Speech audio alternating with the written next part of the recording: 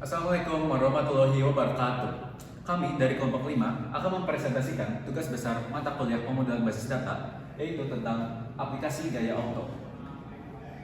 Di sini, kelompok kami terdiri atas saya sendiri, Fazari Raska Dafira, kemudian ada Aziz Abdul Ghafur, ada Muhammad Hendika Putra, dan terakhir ada Billy Marcel. Pertama, deskripsi topik. Apa sih yang kita akan jelasin gitu?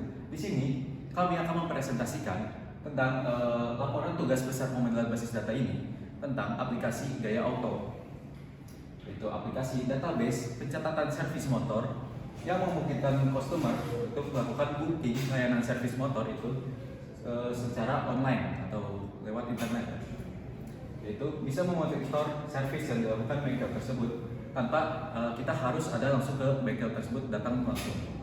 Selanjutnya akan dijelaskan oleh rekan saya, yaitu Billy. Perkenalkan, saya Billy Marcel. Saya akan melanjutkan apa yang dilanjutkan Fajari barusan.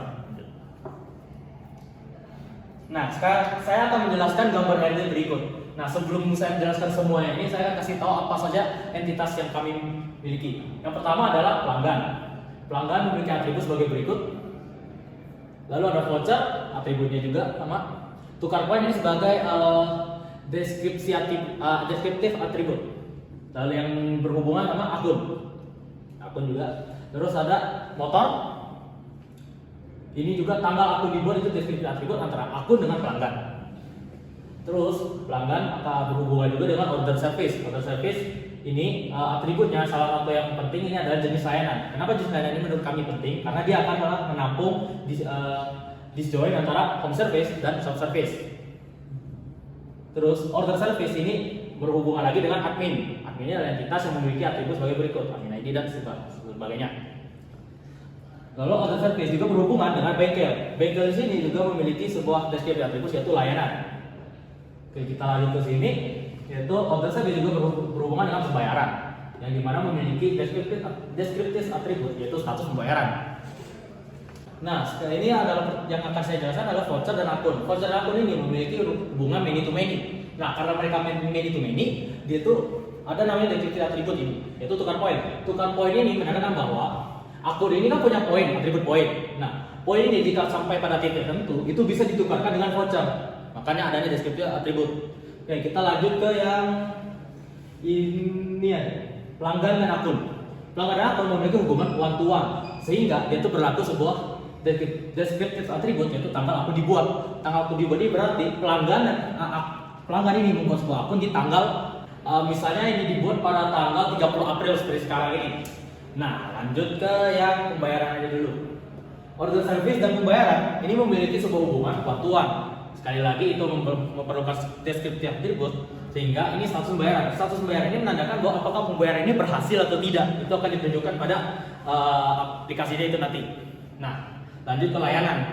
Layanan ini dengan order service hubungannya adalah many to many. Nah, karena many to many sekali lagi perlu deskriptif atribut, yaitu layanan. Berarti bengkel ini menyediakan layanannya apa dulu banyak. Nanti dia tuh kayak bisa layanan yang simple aja atau sebagainya. Itu keputusan bengkel sendiri. Nah, dia tuh salah satu ini ada order service. Oke. Sekarang untuk order service ini kan ada disjoin nih. Nah, alasan kenapa melakukan disjoin itu karena sebuah bengkel tuh bisa memberikan dua layanan, yaitu layanan di rumah, yaitu montirnya nanti pergi ke rumah untuk melakukan servis, lalu yang jadi seperti biasa yang dalam bengkel itu sendiri servisnya. Nah, selain dia itu disjoin, dia itu juga melakukan total specialization rule, yang artinya adalah mereka itu pelanggan hanya bisa memilih antara home service atau shop service dan tidak ada lagi pilihan lainnya. Nah, sepertinya hanya itu aja sih sebuah untuk airline-nya. Sekarang proses mentranslasikan ini semua menjadi sebuah skema relasi itu akan dilakukan oleh teman saya Muhammad Hendika Putra. Saya Muhammad Hendika Putra akan melanjutkan pembahasan yang telah dibahas oleh rekan saya Billy. Nah, yang akan saya bahas yaitu proses mentranslasikan dari ARB menjadi skema relasi. Next. Nah, saya akan menjelaskannya antara dua entitas. Nah, yang pertama entitas pelanggan dan motor. Nah, ini bisa dilihat relasinya itu one to many. Nah, karena one to many sehingga kita ubahnya itu tetap sama, ada dua entitas, ada pelanggan sama motor. Kemudian kita tentuin PK-nya yang mana. Nah, PK-nya ini pelanggan ID untuk yang pelanggan, kemudian untuk yang motor ID. Nah, kemudian kita perlu masukkan foreign key kepada entitas yang memiliki menu. Nah, karena ini menunya tuh berada di motor, maka kita masukkan foreign key dari pelanggan ID. Nah, dari foreign key ini panahnya akan menuju ke primary key-nya. Kemudian saya akan menjelaskan untuk entitas pelanggan dan order service. Nah, untuk entitas pelanggan dan order service ini dia memiliki kardinalitas one to many. Nah, sehingga kurang lebih mirip sama yang tadi. Jadi kita tentuin dulu entitasnya ada dua sama. Kemudian primary key-nya itu untuk yang pelanggan kami pakai yang pelanggan ID. Kemudian yang order service pakainya order ID. Nah, karena ini menu-nya ada di order service, berarti di sini foreign key-nya ada di order service, maka di sini taruh foreign key dari pelanggan ID dan arahnya menuju ke primary key-nya. Oke, next. Nah, kemudian entitas voucher dan akun. Nah, ini relasinya many to many, sehingga ada atribut deskriptif. Nah, karena ada atribut deskriptif ini, maka perlu dibuat entitas baru. Nah, kami ini membuat entitas baru namanya penukaran poin. Nah, di dalam entitas ini atribut deskriptifnya itu menjadi atribut pada entitas yang baru dibuat ini. Kemudian di dalam entitas baru ini juga dimasukkan primary key-nya dan foreign key-nya dari kedua entitas yang berelasi. Nah, di sini tentuin dulu untuk yang dua entitas yang berelasinya itu akun dan voucher. Primary key-nya yang akun itu akun ID, kemudian yang voucher itu voucher ID. Kemudian dari yang penukaran poin ini, akun ID-nya diarahkan ke akun ID yang di entitas akun, kemudian yang ini juga diarahkan ke voucher. Kemudian untuk entitas voucher dan order service. Nah, di sini relasinya one to many sama kayak yang awal tadi. Nah, karena one to many, kita tentuin dulu primary key-nya. Untuk yang voucher, primary key-nya ini voucher ID. Kemudian yang order service, primary key-nya tuh order ID, dan karena di sini menu-nya ada di order service, maka foreign key-nya ada di order service, yaitu voucher ID yang mengarah ke di sini entitas voucher. Oke, next. Oke. Kemudian entitas akun dan pelanggan. Nah, di sini akun dan pelanggan ini kardinalitasnya one to one, sehingga ada atribut deskriptif.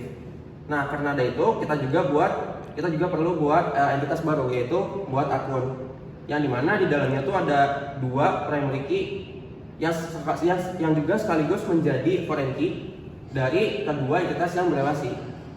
Kemudian yang ininya atribut deskriptifnya itu menjadi atribut pada entitas yang baru dibuat ini. Kemudian dari foreign key dan primary key-nya ini diarahkan ke misalnya ini yang akun, berarti diarahkan ke entitas akun. Kemudian yang pelanggan diarahkan ke entitas pelanggan. Kemudian entitas admin dan order service. Nah, di sini sama juga kayak yang tadi awal, one to many, sehingga kita perlu buat dua entitasnya itu. Kemudian tentuin primary key-nya. Untuk yang admin ini admin ID, untuk yang order service ini order ID. Nah, karena menu-nya ada di order service, sehingga foreign key-nya ada di order service yang kemudian mengarah ke admin ID. Oke, next.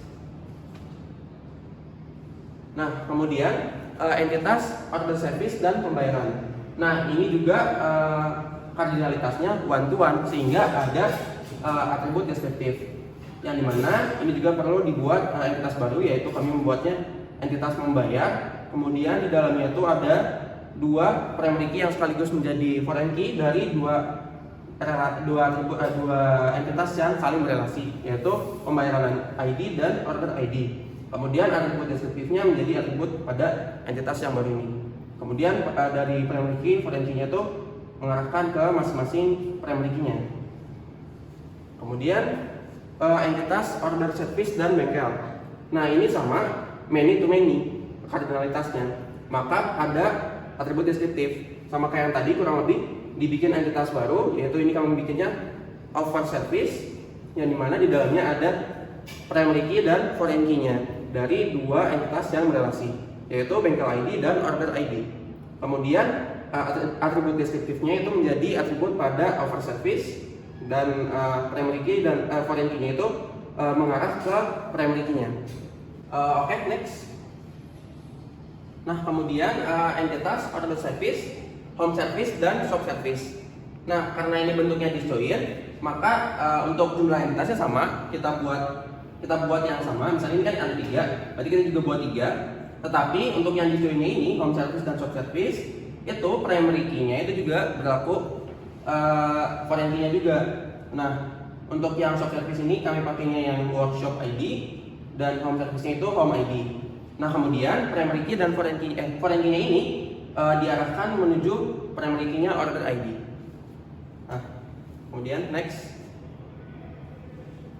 Nah, untuk gambarnya dari tadi perubahan-perubahannya tadi dari ERB menjadi skema relasi akan dijadikan menjadi seperti ini. Sebenarnya bentuknya bisa banyak posisi-posisinya, tapi kami membentuknya seperti ini.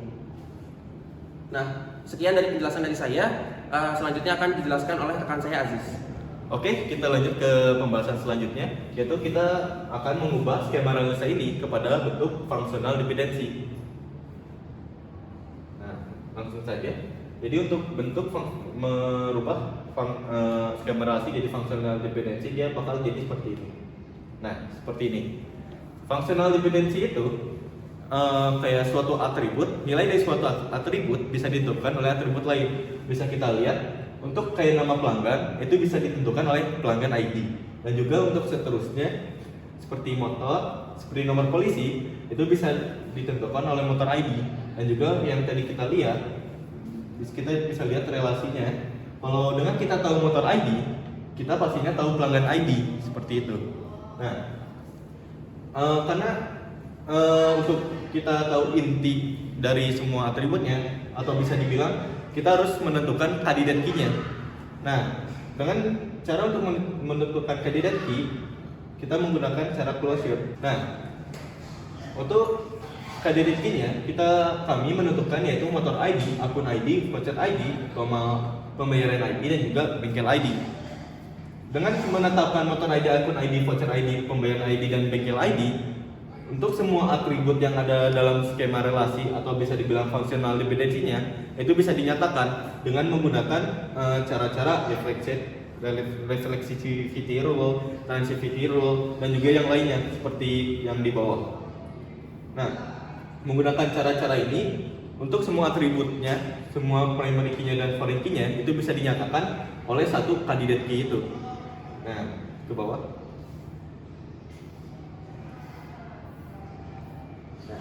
Seperti ini, dia bisa menyatakan untuk seluruh atributnya. Nah, untuk itu lanjut kepada tahap selanjutnya adalah normalisasi. Di normalisasi ini kita akan mengubah bentuk fungsional dependensinya jadi bentuk yang paling sederhana atau efektif dengan cara melalui langkah-langkah berikut seperti 1NF, 2NF, 3NF. 1NF ini untuk menghilangkan multi value atribut. Karena dalam bentuk yang tadi skema relasinya itu multi atributnya itu udah gak ada, jadi 1NF itu bisa dilewat. Nah, sekarang kita masuk kepada 2NF. Nah, di bentuk fungsional dependensi yang tadi, ini terdapat partial dependensi, transitivity dependensi, dan juga full dependency.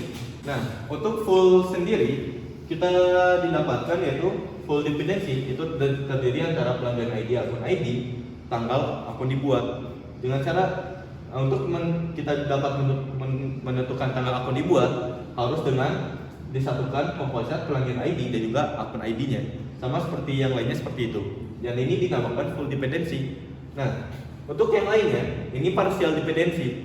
Jadi di tahap .nf kita memisahkan atau bisa dibilang menghapus partial dependensinya dengan cara dipisahkan seperti ini.